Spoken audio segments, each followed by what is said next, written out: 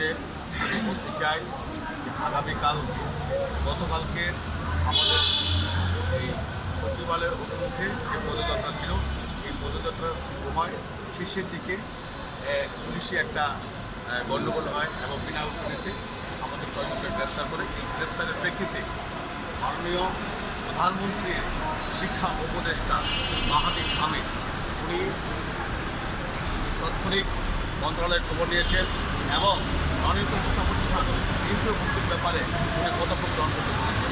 আমি এটা বিশেষ ধন্যবাদ আপনাকে।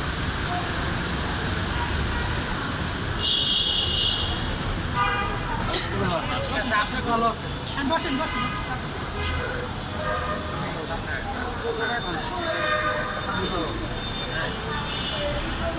ভালো